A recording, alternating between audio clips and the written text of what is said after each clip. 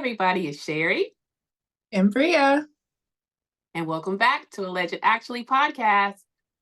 Now, guys, before we get into what we are here to do, we got to take a pause for the cause, guys. Yes, we do. How many subscribers do we have, Mom? We are currently at 1,067 subscribers and growing. And guys, we couldn't have got there without all of you. Thank you to everybody that's come through and hit that subscribe button. We want you to keep coming back. We want you to sit there, watch our videos, give us that feedback. But right now, all we want to do is just take a quick second to say thank you and celebrate. That's our short-term goal. Yes, thank you so much. I told my mom, I was like, I think we can hit it by summer.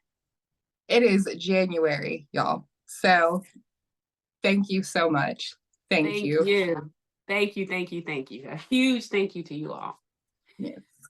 So now, guys, what we're here for is none other than Pop Culture Saturday. And we have quite the lineup for you guys. We're going to kick off with Megan Thee Stallion and Nicki Minaj's beef. Good grief. Yes. Yeah. So, guys, Nicki Minaj and Megan Thee Stallion are at each other's throats right now, and it is trending all over. So, it started out yesterday when Megan made good on her promise, because she's going to continue to fire back at all those critics from the Tory Lanez trial. Right. And I'm sure most of you guys know what that's about. Tory Lanez has gone to prison for assaulting Megan by shooting her in her foot. And you had a lot of folks that were in his corner while he was fighting that said case. And she's just not too happy about it. So there's a lot of people that was in the crosshairs. But one, Miss Nicki Minaj and her current husband, Mr. Petty, got caught up in that. So Meg actually, and she didn't just come for her, it was other people, but she's made good on her promise to fire back her critics. She released her new track titled Hiss, and that picked up where the last one, Cobra, left off. And she was going off on all her haters, to include Miss Nicki Minaj. She starts the song clawing into her ex-boyfriend, Partisan Fontaine, kind of punching him with, he can't move on, can't let it go. He hooked, nose full of that Tina Snow, which is her moniker, her other name. And fans also saw that she went on to throw jabs below the belt at Nicki Minaj and her husband, Kenneth Petty. Everybody knows that he is currently a registered sex offender. And so she took a jab by this particular part in her verse. These hoes don't be mad at Megan. These hoes mad at Megan's law. I really don't know what the problem is, but I guarantee y'all don't want me to start. B-U-F-P, Joe. Well, for those that don't know, Megan's Law is not just something that's a cool play on words. It's the name of a federal law that makes it mandatory that registered sex offenders have to make their info public. And part of why he's currently doing house arrest is he failed to do so when him and Nicki has moved into a new home in California. And from there, Nicki decides to get her get back. And she comes back at one Megan Thee Stallion, and she had this to say, which has since then become something that's majorly trending. I have the clip if you don't have it. I don't have it. Yeah, if you want to roll that clip. Let's do it.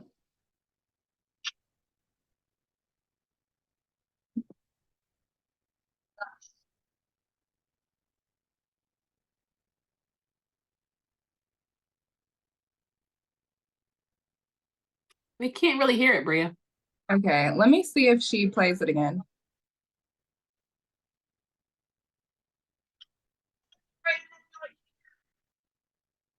Hold on, I think she plays it again.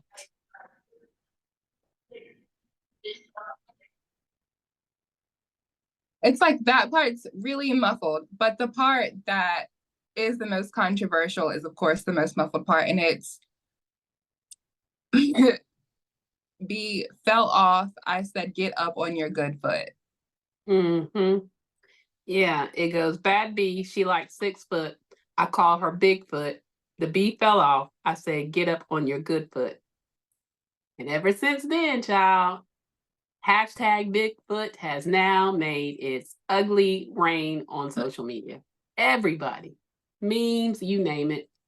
Yes. I mean, Yes. And if listen, there's one thing that Nicki Minaj's fans or the Barbs are going to do, they're going to come full force to anybody that comes for their fave. So, I know. and I hate it for her, but that's there are a few that that they have fan bases that would literally sell their soul for a glance at one of That's true. their faves, and that's Beyonce, Taylor Swift, and one Nicki Minaj. So I am sorry, but you should Yeah, saw that. she left herself wide open for that. Yes. Thing is, Megan is 28, Nicki is 41. Listen, I know that in the game of rap, somebody come for you, you got to come back swinging. And Nicki is known for her quick quips. She's good at it. She's Mrs. Petty, not only in marriage, legal name, but she's Mrs. Petty in all areas of pettiness. But Absolutely, the name is fitting. it is extremely fitting. I don't know. Hopefully these ladies will just keep it on, the rap beef, and it'll fizzle. Nicki seems to not get along with most anybody anyway, so that's nothing new. Moving on. Child, the saga continues with one Mr. Kevin Hart and one Miss Tasha K. Child, we talked about this a couple Saturdays ago. Kevin Hart has a lawsuit against Tasha K. Part of it is for alleged extortion, where he had claims that someone in her camp was telling him that there was a very defaming video that was going to be released, and if he wanted to get ahead of it, that he would have to give them a certain amount of money. Well, that hasn't been heard yet, but in the midst of that, Kevin had asked for a restraining order against Tasha K, and he asked that the video be removed. However, that was denied by a judge this week. So, and matter of fact, Thursday it was ruled. The judge just said it's a really vague, overbroad request that doesn't address actual malice. And so Kevin Hart's request was denied for a temporary restraining order against the gossip blogger. Said, Kevin Hart can't force the celebrity gossip blogger, Tasha K. Kibi, to remove her allegedly defamatory interview with his ex-assistant from her website, at least not yet. They said that during the trial, they did not make public or submit, Kevin's attorneys did not submit an actual transcript of the actual interview. And the interview, again, was with his former assistant, Maisha Shakes. It was kind of funny. The judge said he was left wondering if he was expected to pay the $12 necessary to view the lengthy interview on Kiwi's website. Because for those of y'all that don't know, Tasha K has put that video on her TashaK.com. So you don't get it on her YouTube channel. You would have to pay the $12 subscription fee. So I thought that was funny. But it turns out basically that Kevin Hart's attorneys did in fact have the transcript, but didn't actually want to submit it because then it becomes public record. And then what he was trying to get ahead of, make go away, would be open for the public to read anyway. So that makes sense. Sorry, Kevin. Tasha's got you on this one. I had a feeling he just doesn't have enough to make it stick. There is such a thing as, freedom of speech. You're a celebrity. Right. And when this first broke out, I even said, I would think that she would have done her homework and learned her lesson after the Cardi B thing. She's not going to say anything unless she has that solid proof and that backup to back it up. That's it. I mean, you're right. Yes, Cardi, her pocket is bad. She said, "I'm not going through that, not near another time." So Exactly. yeah, I knew she would be all right. I did too. I mean, I really, yeah. I mean, you heard it here first, maybe second, but we did tell you. So sorry, Kev. You know what I mean? Not this time. Maybe just carry yourself a little better or don't piss off your former employees. Exactly. So, guys, next on our lineup is none other than another beef that I don't know if it was a beef per se, but An unspoken beef. It's weird. I guess none other than Miss Beyonce versus Janet Jackson. This one was like, it really wasn't to do with Beyonce. It was her mama, Tina Mhm. Knowles. So, there were rumors. Mrs. Knowles is basically saying that she would never shade Janet Jackson, but the drama it started out when Beyonce's mother and Jackson began 24 hours ago when fans noted the matriarch liked a post about the Rhythm Nation singers' ticket prices. The Instagram user called out the icon for charging a hefty sum for VIP tickets when her production fell short compared to that of Tina's daughter, per TMZ. Shout out to TMZ. Beyonce and Jackson's fans responded to Tina's involvement, which heated a back and forth argument, and many believe she agreed with the post's criticism. The former manager of Destiny's Child called for a ceasefire in a new post, assuring both sides she never meant any harm. The House of Darion founder shared her side of the story in an Instagram reel, stressing that with her industry knowledge, she wouldn't slam any singer, let alone come for a legend like Janet Jackson. In her words, guys, first of all, being on the other side of that, I know better than anyone what a great production costs and that it's expensive, and I would never criticize another artist, let alone Janet Jackson, who is the queen of production. She went on to continue to praise her and calling the Jacksons the first family of music, which is true, put some respect on their name, and noting she'll always love and respect them. Despite her sweet words, the 70-year-old did not apologize for liking the shady post, but expressed regret over her actions. Bria, your thoughts?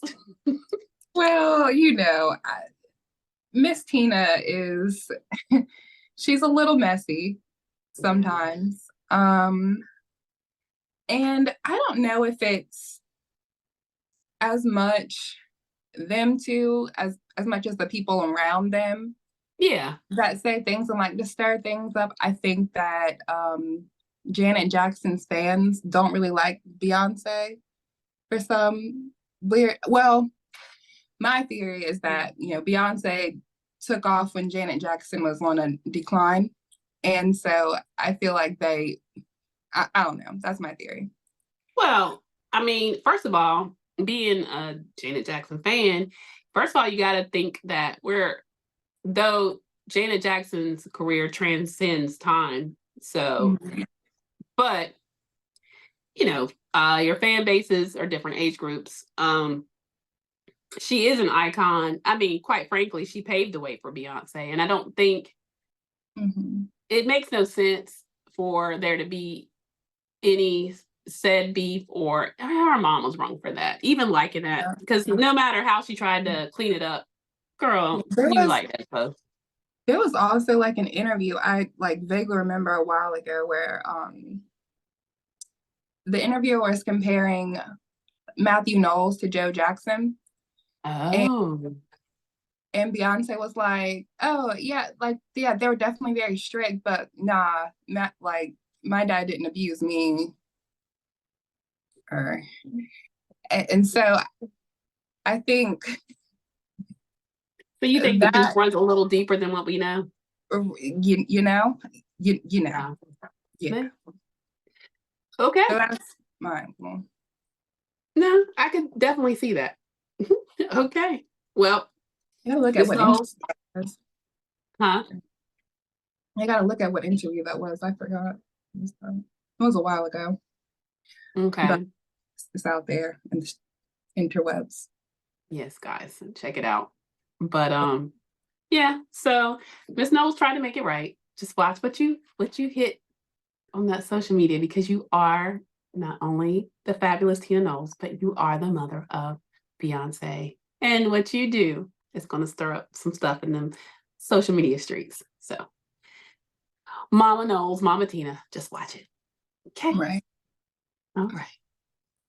Well, guys, I hate that it seems like every week we are reporting another case of said SA. And trigger alert if anyone has been through anything traumatic, any kind of assault, SA particularly. This particular story that we're going to talk about does involve said things. But Vince McMahon,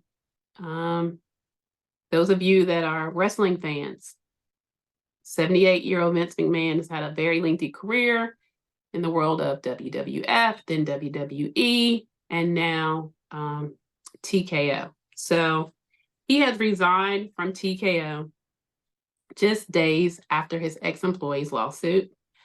He is the co-founder of the modern WWE in 1982. He resigned from his role as TKO executive chairman and from his position on the TKO board of directors. He said in a statement provided to ESPN on Friday night. McMahon, 78. He leaves a publicly traded company, which was formed when UFC merged with WWE last year.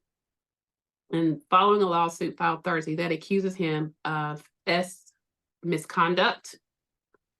And in the lawsuit, Janelle Grant, who worked with WWE's legal and talent department, alleges that McMahon forced her into an S relationship in order for her to obtain and keep her job, and passed around pornographic pictures and videos of her to the other men, including other employees.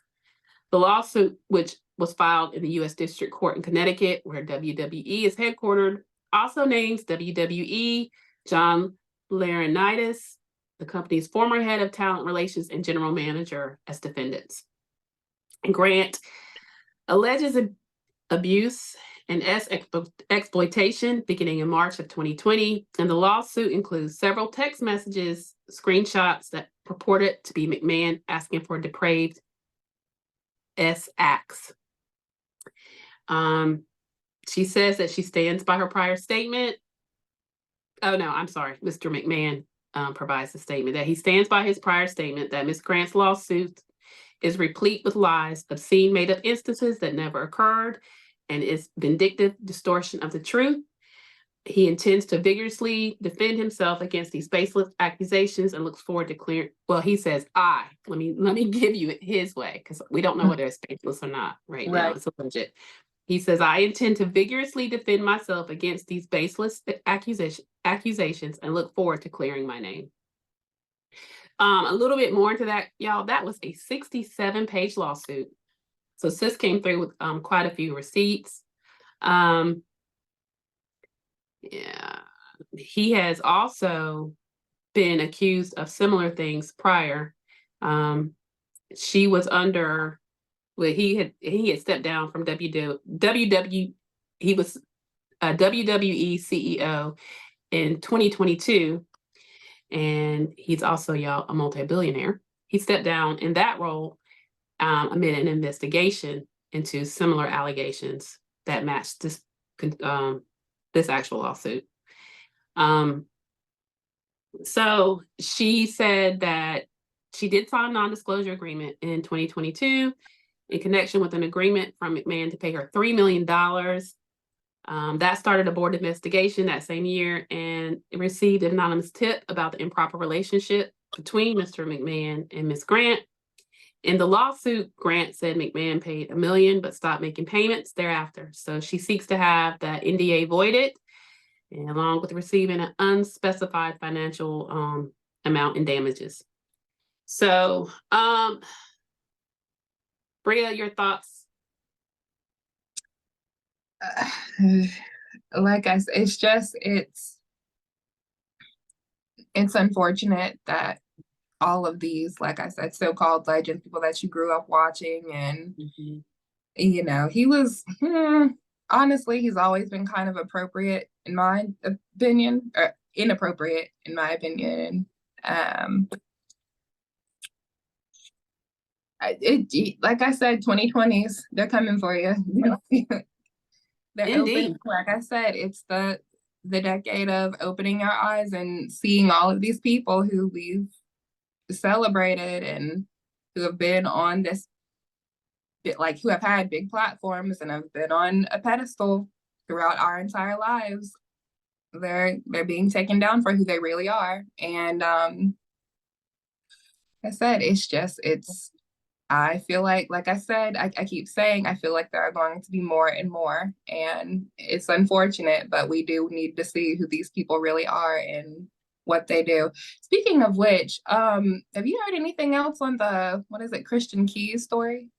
No, ma'am. And it has been alleged that Mr. Keys got that payoff.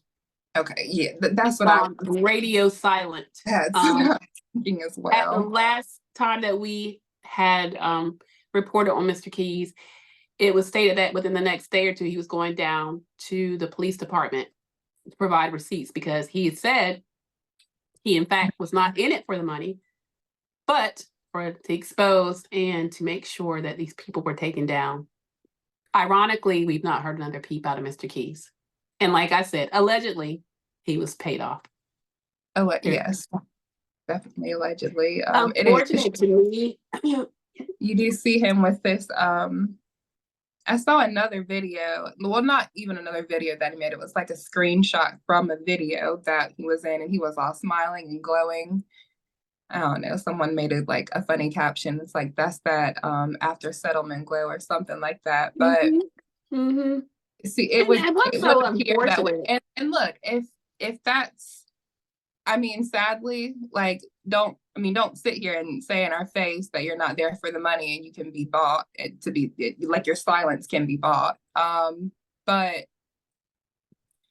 whatever. It's odd to me. But back to the Vince McMahon story. My bad. Well, It made me that, and I was like, what happened with that? So right. Even with that, it seems like she was happy to go away if she would have got her $3 million. He stopped paying. I mean, unfortunately, guys, and certainly victims of SA certainly should be compensated, but I'd like to see more legal things go toward the criminal way instead of just these settlements, because I mean, if you can't get them in a criminal way, sure, get them where it hurts in the pocketbook. But I just see that a lot of these that are coming out now are embroiled with these huge financial settlements, or the ask of, if you will. I don't know. I won't speak on that in the negative light. I mean, if that's at best that you are advised to do it that way, then I'm not going to judge. I mean, this kind of stuff needs to be exposed and exposed more, and in hopes that men and women in power get the message that no, that it is wrong, that because like it just states that your man is a multi-billionaire. Money, fame, and power do not allow you to just misuse human beings, just treat people like objects and just desecrate their space and, they're just, no. And exactly. And I think that's all being exposed now. It's like, well, yes, you look at the person and, I mean, wrongly, you look at the person accepting the money for their silence, but at the same time, who really we need to look at are these people that take advantage of these people and think that they can continue to just pay them off and continue to do that and create more victims. I mean, that's right. And I had to check myself. Bad girl. No. Yes. I agree with that. You're right. And that's the attitude that we have to take, because it has been swept on the rug for years. It's been, like Bria said, this decade, I think we're going to see a lot more of this stuff coming out and being exposed. And it's Mhm. unfortunate there's so many that have gone away in silence that were bought off, just as if, like I said, they were another possession. And so there's something to be said about that, but the fact that not only are you going to pay me suffering, but you're going to be exposed. Yes. So, Yes. all right, guys. Well, more as more of that unfolds, we will keep you updated on what is going to happen with Mr. McMahon. But on a lighter note, we're going to move on to the Oscar nominations and more specifically Oscar snubs this year. Woo. I mean, it's every year, but this year there were a couple that really was like, say what now? Right. So, Oscar nominations for the best movies of 2023 have been released. And Barbie was not only the major snub this year, but she was one of them. In fact, aside from two very specific categories, Barbie did quite well for itself, but there were definitely some surprising omissions. And when the nominations for the Oscars were announced, and many deserving films and performances were left empty handed ahead of Hollywood's biggest night. We're going to, for the sake of the night, we're going to go to the top 10 snubs for this year's Oscars, guys. Number 10, Asteroid City.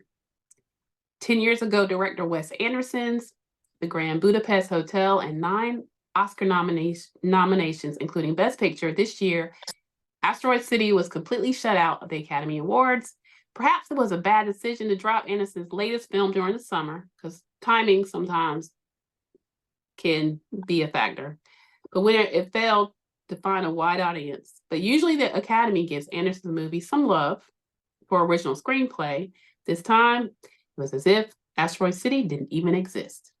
Despite boasting an incredible cast to include Jason Schwartzman, Scarlett Johansson, Tom Hanks, Jeffrey Wright, and even Margot Robbie. Yeah. And that's why I'm going to keep going. But every time they come out with the list, a lot of these movies I have not watched. And to be fair, usually around this time of year, when the nominees come out is when I kind of backtrack and make sure I kind of try to watch them. So Oscar night, I'm, in the know. But so yeah, they have quite the cast. But all right, number 10 was Asteroid City, guys. Number 9 was Netflix's May December. I'm gonna check that out. Seems like they said Netflix can't buy an Oscar for Best Picture, but it's had more luck with acting nominations at the Academy Awards. Yet somehow May December failed to land any recognition for Natalie Portman, Julianne Moore, Charles Melton, despite fantastic performance by all three in the film. Number 8, Saltburn. Saltburn may have been destined for cult status, especially when considering some of the very extreme things that Barry Cogan Oliver Quick does when he spends the summer with the wealthy Catton family at their estate in England.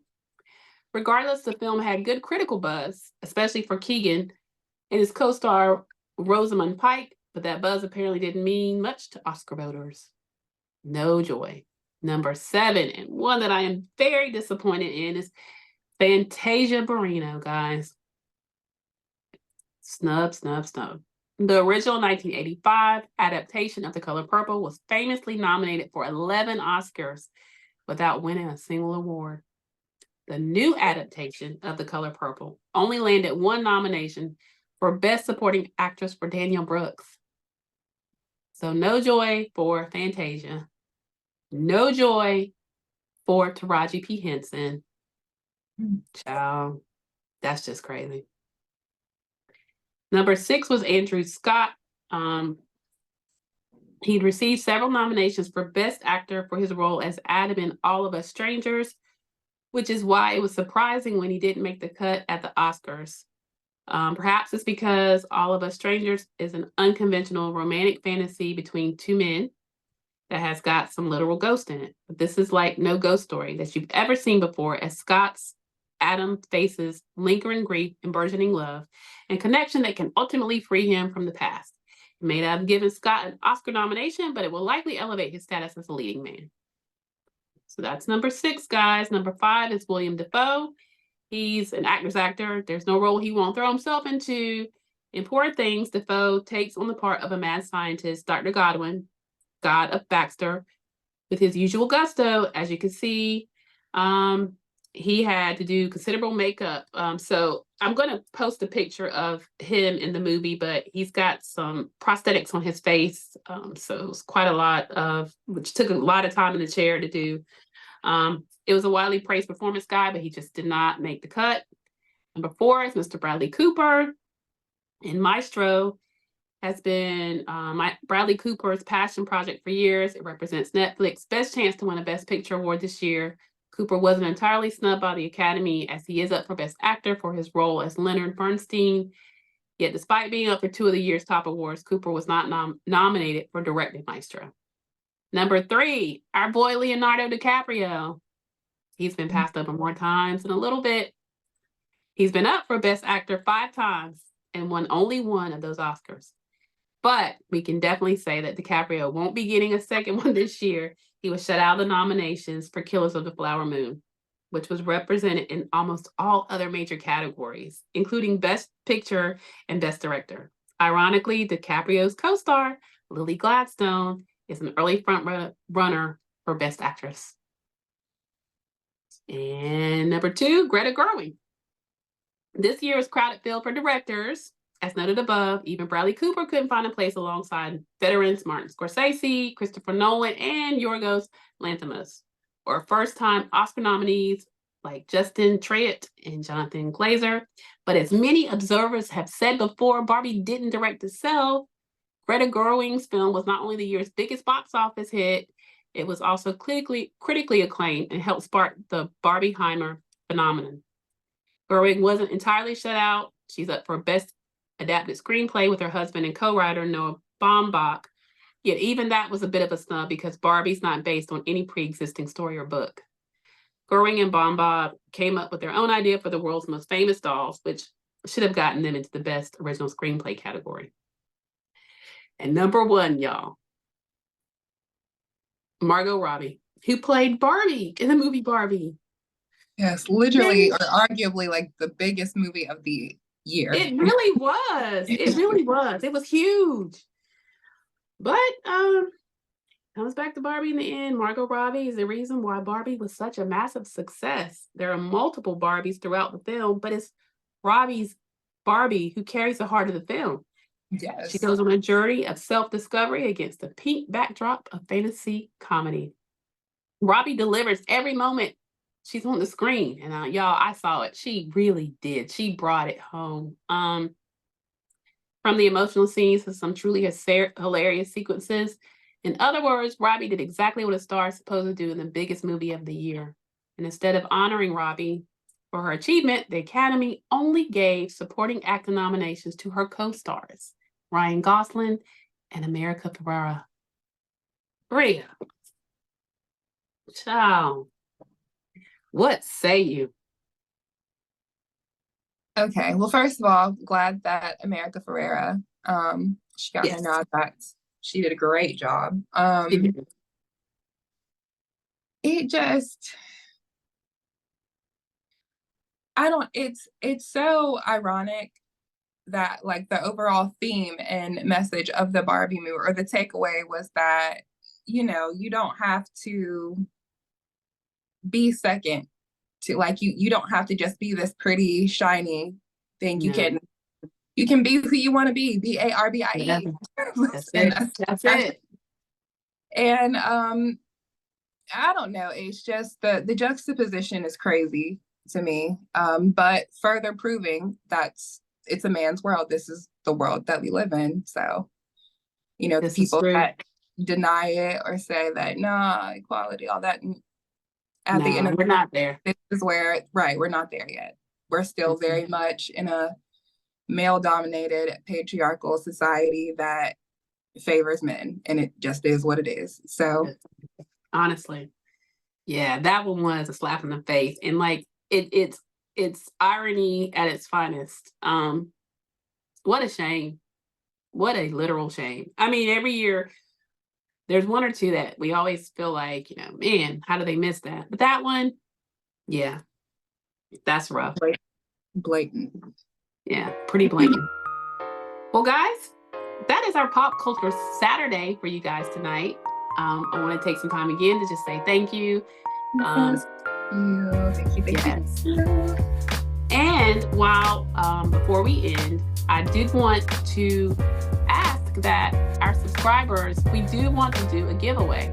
And so if you check out the bio on our YouTube channel and our description and where our email is, the first subscriber that emails their name and address, we're going to send you a little gift. We're in the process of getting our merch store together. So there'll be opportunities to buy actually t-shirts, mugs, is in the works. So it'll be coming, but we'd like to bless one of our lovely subscribers with one of our items that'll be featured in our merch store. And so we just want, like I said, reach out to us, name, address, and we're going to bless somebody. And then we're going to also name said subscriber on next Saturday. Guys, again, just thank you guys so much for your support. And we're going to let you guys get on to enjoying your Saturday. Come on back Monday. We're going to recap Married to Medicine. And then we're coming back here on Wednesday, where we're going to talk 90-Day Single Life. Thursday, Married at First Sight, Denver. Then, before you know it, we'll be right back here on another Saturday. And we'll have some more Pop Culture Saturday for you guys. So, thanks again. Have a great night. Thank you. And like my mom said, thank you again for 1K. We are so grateful. Like, I think I'm going to end it this way every time. I see you, I love you, and I'm thankful for you. Okay, bye. See y'all next time.